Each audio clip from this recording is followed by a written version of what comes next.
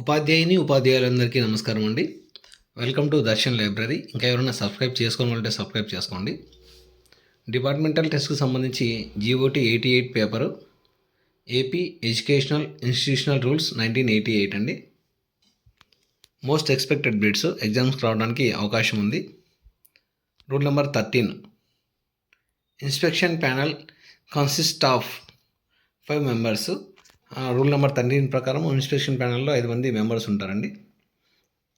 సెకండ్ది rule number 13 sub clause 4 panel inspection సంబంధించి. Rule number 13 panel inspection system సంబంధించి.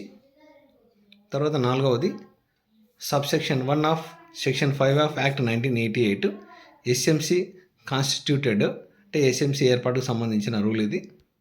తర్వాత 5వది section 9 of act 13 of 1988 mandal education committee constituted అండి, అంటే మండల్ ఎడ్యుకేషన్ కమిటీ ఏర్పాటుకు సంబంధించింది.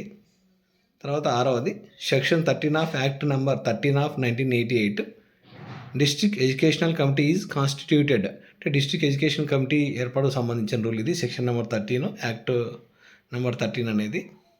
తర్వాత రూల్ నెంబర్ 3 అనేది the aims and objectives of the teacher parent association of the APEI 1987కు సంబంధించిందండి.